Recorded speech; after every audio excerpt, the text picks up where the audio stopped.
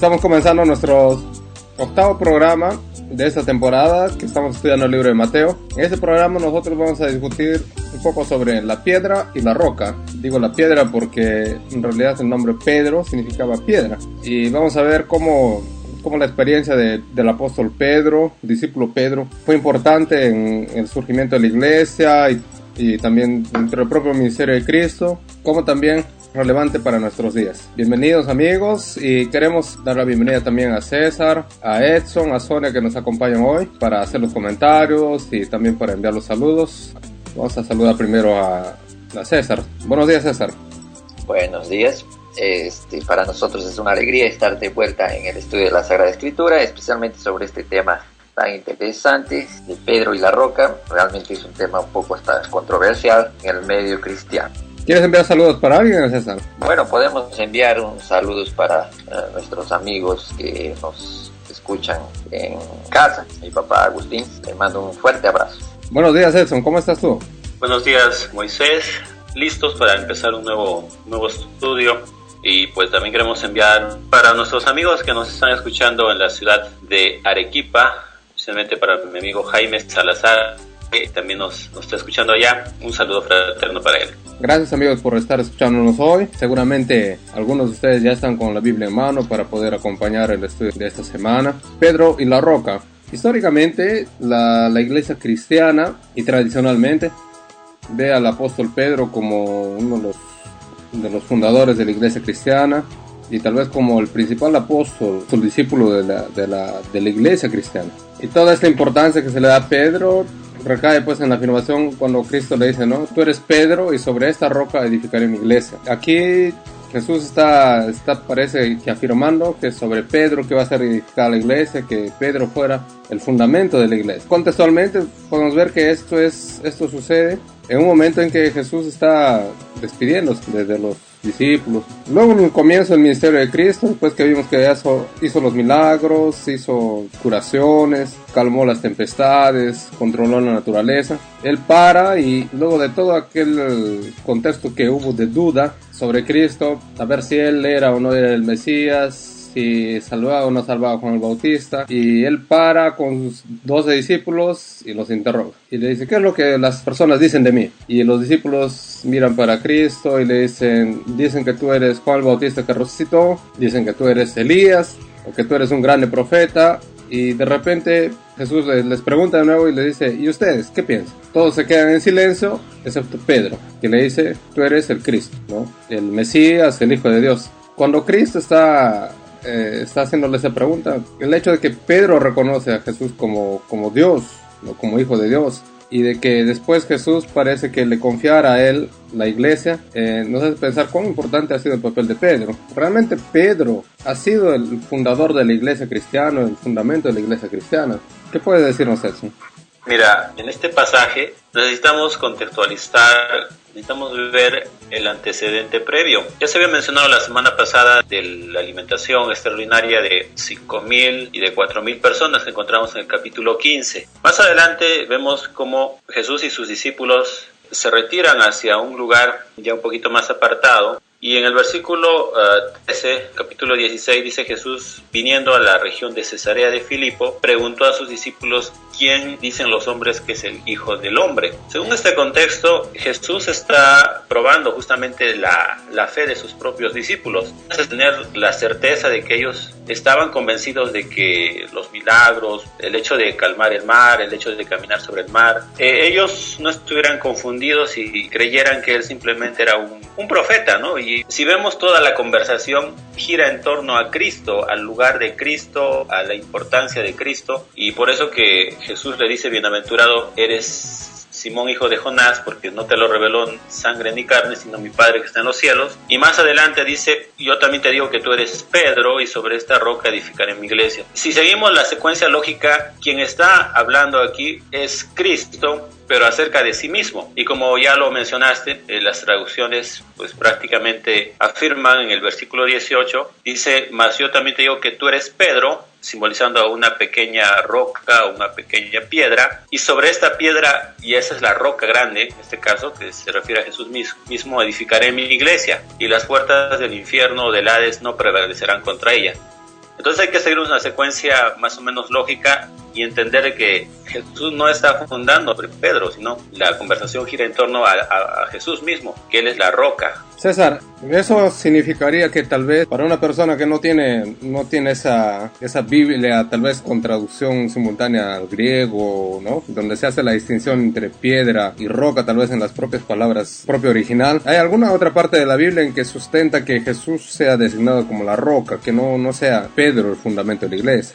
Yo estaba analizando ese asunto, ¿no? Y hay textos a favor, ¿no? Textos que dicen que la roca sería Cristo. Y también hay texto donde parece que el fundamento también son los apóstoles. Déjame ver aquí. Mateo 7:20 dice: cualquiera pues que me oye estas palabras, Jesús hablando de esto, cualquiera que me oye estas palabras y las hace, le compararé a un hombre prudente que edificó su casa sobre la roca, sobre la petra. Entonces ahí Jesús se coloca, ¿no? Quien oye las palabras es como que se firma sobre la roca, o sea, sobre lo que Jesús enseña, sobre sus enseñanzas de Cristo.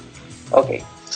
Entonces tenemos ese tipo de textos, pero también tenemos otras formas de ver, donde Jesús también sería una piedra, no necesariamente una roca. Por eso que aquí no es tan fácil así. Por ejemplo, 1 Pedro 2, 7 y 8 dice que la piedra que los edificadores desecharon ha venido a ser la cabeza del ángulo, piedra de tropiezo y roca que hace caer. Entonces está hablando de Jesús. Entonces Jesús aquí está siendo llamado piedra del ángulo, piedra que los edificadores desecharon, ha venido a ser la cabeza del ángulo. O sea, aquí hay una diferencia, ¿no? Esto es una piedra. Un fundamento de una casa no se hace pues con una piedra, se hace con una serie de piedras. Entonces Jesús sería, según este versículo que cabe leer, sería una piedra principal, pero no sería la única piedra, sería eso, más una piedra angular, digamos, ¿eh? En fin. Entonces, viendo así, o sea, transparentemente la situación, yo veo que Cristo pues es llamado la roca, o es la roca, sería la roca, pero también él puede ser una piedra importante como las otras, como los otros creyentes, que también serían piedras vivas, como dice también Pedro. Entonces yo lo que veo aquí es una dificultad realmente, porque sería tendencioso querer decir que la roca es siempre Cristo, o siempre Dios, y no decir que nunca Él es una piedra, sería una tendenciosidad. Entonces lo que yo veo es, por ejemplo, cuando dice el texto, yo también te digo que tú eres Pedro, y sobre esta piedra o roca, entonces sobre esta roca, ahí cuando dice tú eres Pedro, está diciendo tú, y sobre esta roca nosotros queremos entender de qué está diciendo sobre mí. Cuando Jesús, aquí tenemos unas dificultades, podremos atribuir, hay varias probabilidades aquí. ¿A quién puede ser esta roca?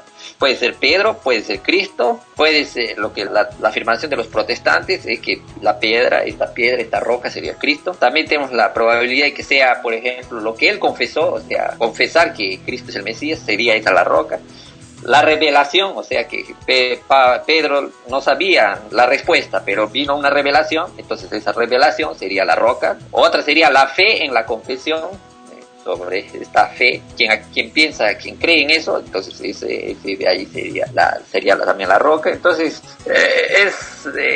hay todas esas interpretaciones, pero por ejemplo, aquí se puede descartar varias ya así de cara, ¿no? Por ejemplo, la confesión.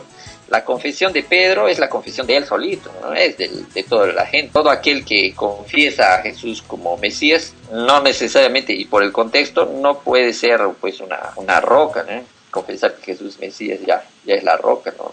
Me parece. La revelación de igual forma, la fe también, ¿no? Entonces para mí se queda entre dos posibilidades, o es Pedro o es Cristo. Ahí cuando queremos decir que es Pedro, lo más natural es Pedro, por eso que ahí da la confusión. Tú eres Pedro y sobre esta roca edificaré mi iglesia. Entonces Pedro parece que él tiene, de lo más natural parece ser él. Si vemos el aramaico, que es el lenguaje que Jesús hablaba, no existe diferencia entre la palabra piedra ni roca. Entonces más ese otro elemento nos ayuda a entender de que no existe, parece que Jesús estaría hablando del propio Pedro. Otro argumento para hablar de que Jesús está hablando de esta roca, el propio Pedro, podría ser el verso 19, porque le dice, a ti te daré las llaves del reino de los cielos. O sea, parece que una hora habla de él y cuando interpretamos que la roca es Cristo, entonces se vuelve para Cristo, más después en la secuencia de nuevo se vuelve para Pedro, lo cual tendríamos que hacer mucha fuerza de imaginación para que sea de esta forma. Entonces parece, contradiciendo aquí un poco lo que se está afirmando, me parece que Pedro, pues la afirmativa de esa roca sería Pedro. Eso ahí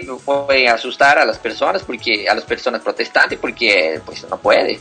Es que aquí el problema es que cuando se interpreta así, parece que uno está afirmando que Pedro tiene supremacía, al estilo supremacía papal, y también no significa nada de eso, que Pedro tiene supremacía sobre los otros apóstoles, que nosotros vemos más adelante en otro versículo que está, por ejemplo, en Mateo 18, dice: en verdad los digo que todo lo que ustedes amarren aquí en la tierra será amarrado en el cielo, y todo lo que ustedes desliguen en la tierra, desamarren en la tierra, será desamarrado en el cielo. O sea, ya no es solamente Pedro, es también los otros apóstoles. Entonces no necesariamente se ve una supremacía de Pedro al estilo papal, sino vemos, parece que Jesús está diciendo que él es de especial, pero no es a ese nivel. Entonces Pedro hizo un reconocimiento y Jesús ciertamente le dio ciertos privilegios, y para mí los privilegios serían los siguientes. Pedro fue el primero que hizo la primera predicación a favor del cristianismo, donde se bautizaron 3,000 personas, como está registrado en Hechos. Entonces,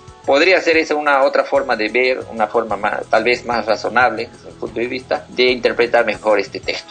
También en el Antiguo Testamento encontramos referencias a la palabra roca. Por ejemplo, el salmista David, cuando habla en el Salmo 144, diciendo: bendito sea el Señor, que es mi roca, ¿no? Y cuando encontramos referencias así en el Antiguo Testamento sobre, por ejemplo, cuando Dios provee agua al pueblo de Israel en el desierto, la roca que fue golpeada por Moisés también representaba a Cristo. Entonces, además de esas referencias que fueron mencionadas del Nuevo Testamento, existen referencias en el Antiguo Testamento sobre Cristo con la palabra roca, ¿no? Entonces, como bien apuntó César, es un texto realmente controverso porque abre posibilidades de interpretación diferentes, mas también deja claro que no se le da un poder absoluto a Pedro para mandar y hacer y deshacer la iglesia, mas se le da una posición especial en el sentido de decir, ya que fue la primera persona a declarar abiertamente que Jesús era el Mesías, el Hijo de Dios, ¿no? Como que fuera el primer miembro de la iglesia cristiana, ¿no? No necesariamente como el superior, más como uno de los primeros y especiales por causa de eso también. Ok, vamos a hacer una pequeña pausa para enviar saludos a nuestros amigos. Saludos especiales para Gumercinda Benavente, Regina y Karel Díaz, que nos escuchan desde Arequipa. Ahora vamos a dejar un poco lo que estamos discutiendo sobre la piedra y la roca, que ya dio un buen tiempo de discusión. Vamos a pasar ahora a cómo la experiencia de Pedro cambió durante el ministerio de Cristo, ¿no? Más a pesar de que él reconoció a Cristo como Mesías, ¿no? Y fue el primero a reconocerlo entre sus discípulos, porque recordemos que Juan el Bautista ya había señalado a Cristo, ¿no? Como el Cordero de Dios que quita el pecado del mundo. Pedro también parece que no entiende el ministerio de Cristo. Parece que él querría que Jesús fuese coronado rey, él quería que Jesús no muriese, mas Jesús comienza a decir a sus discípulos: es necesario que yo sea llevado a Jerusalén, es necesario que yo sufra, es necesario que yo muera y que resucite.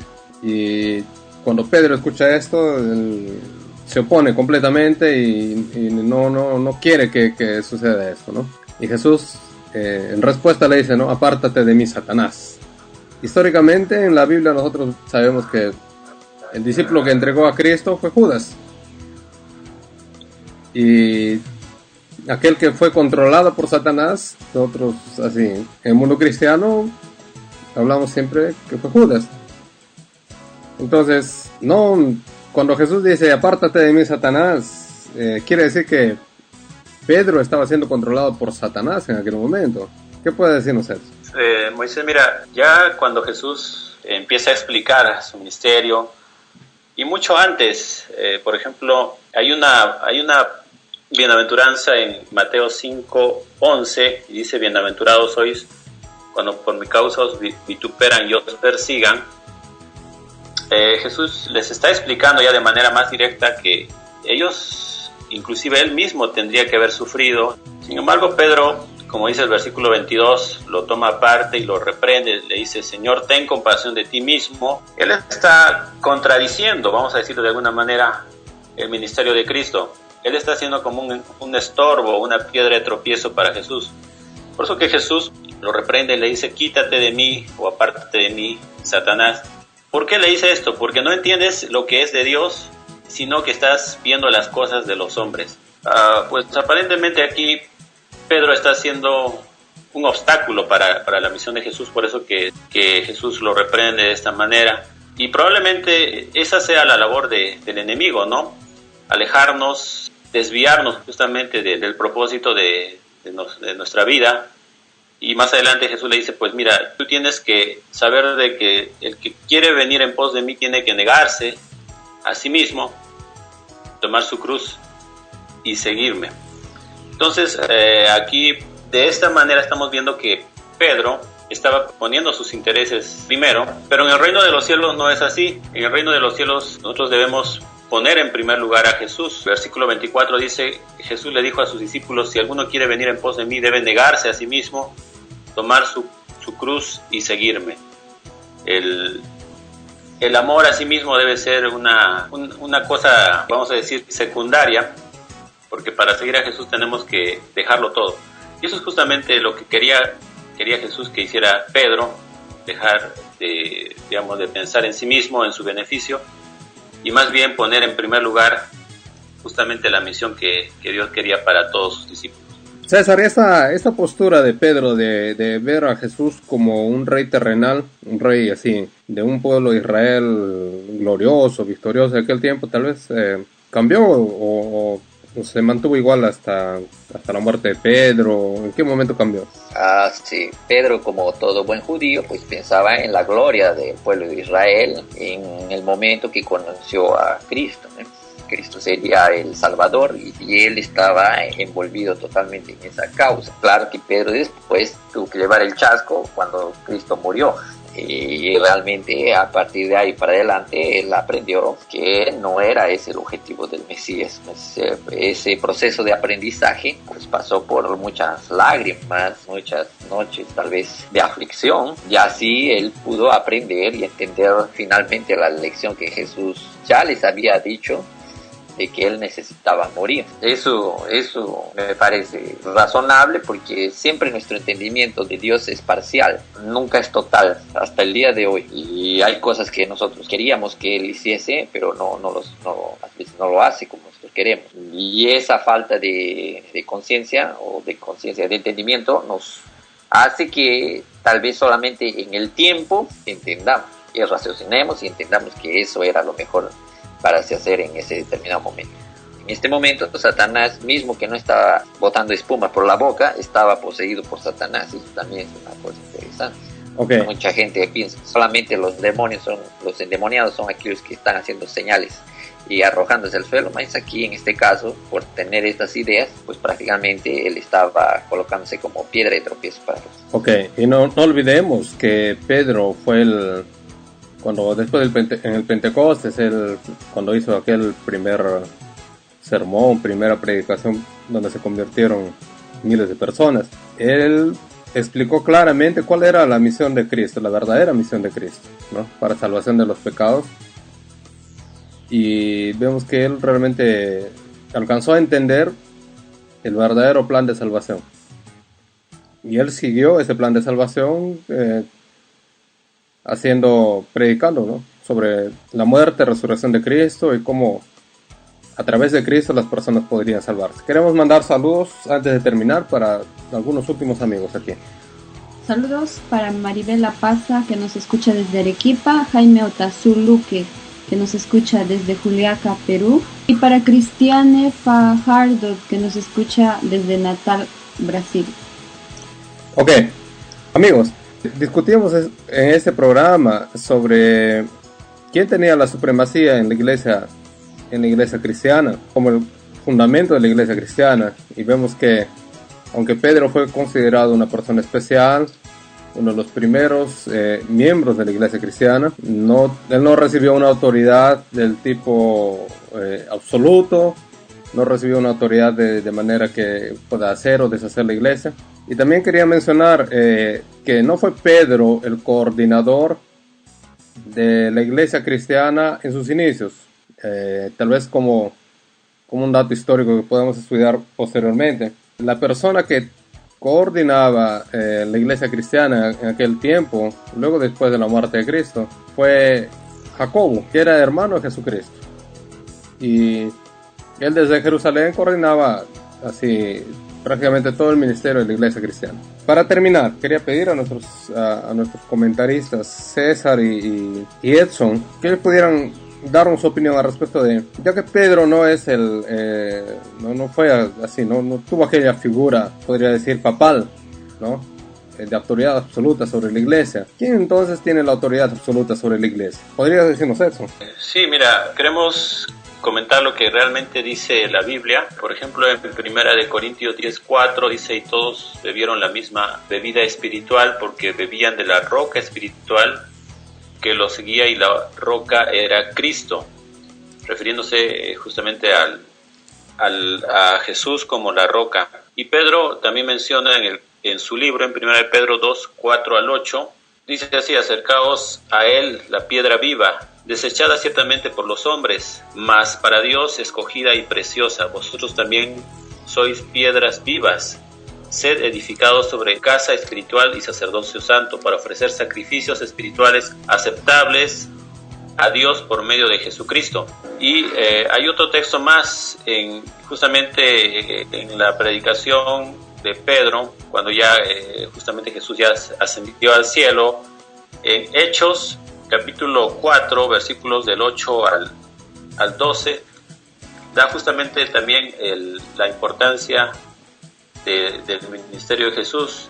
Entonces Pedro, lleno del Espíritu Santo, dijo a los gobernantes y ancianos de Israel: puesto que hoy se nos interroga acerca del beneficio acerca de un hombre enfermo que ha sido sanado, sea notorio a vosotros y a todo el pueblo que en el nombre de Jesucristo de Nazaret, a quien vosotros crucificasteis y a quien Dios resucitó de los muertos, por él este hombre está sano en vuestra presencia. Este Jesús es la piedra reprobada por vosotros los edificadores, ha venido a ser cabeza del ángulo.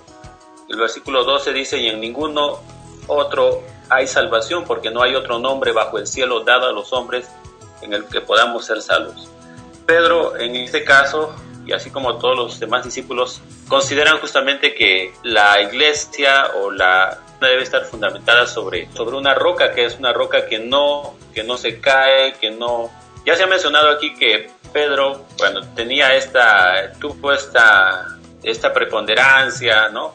Pero finalmente Pedro fue un ser humano, y a veces podemos caer en un error en fundamentar quizás nuestra fe en líderes religiosos, en personas falibles, humanas, que van a caer al final. La iglesia debe estar fundamentada sobre alguien que cae, alguien que es fiel, alguien que no va a tener ninguna falla. Finalmente yo quiero resumir esto, ¿no?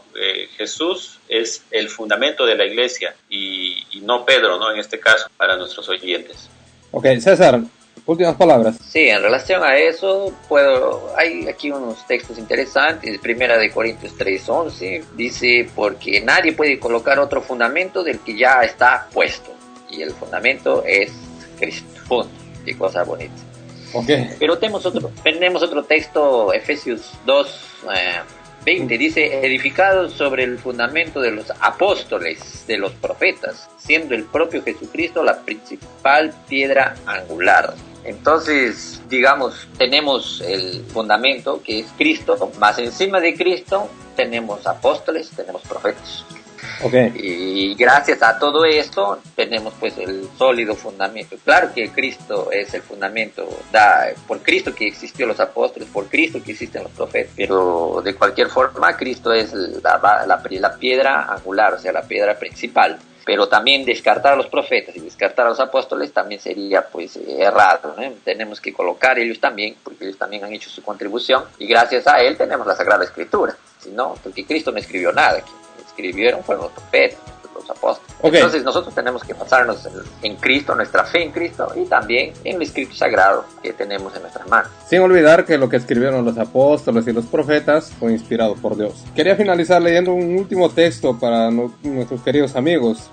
que se encuentra también en el libro de Efesios, en el capítulo 1. No sé si leer desde el versículo 20 hasta el versículo 22. Dice lo siguiente: el cual ejerció él en Cristo, hablando sobre Dios, ejerció en Cristo, ¿no? Resucitándolo entre los muertos y haciéndolo sentar a su derecha en los lugares celestiales, encima de todo principado y potestad, y poder y dominio, y de todo nombre que se pueda referir, no solo en el presente siglo, mas también en el venidero. Y puso todas las cosas debajo de sus pies, y para ser la cabeza sobre todas las cosas, y lo dio a la iglesia. Y dice el versículo 23, la cual es su cuerpo, la plenitud de aquel que todo llena en todas las cosas. Entonces, claramente aquí está diciendo, la cabeza de la iglesia es Cristo, y la iglesia es el cuerpo de Cristo. Entonces, el fundamento de la iglesia es Cristo, y la cabeza de la iglesia también es Cristo. Entonces, la iglesia inicia con Jesús, y aún continúa siendo dirigida por Jesús. Que tengan ustedes una feliz semana.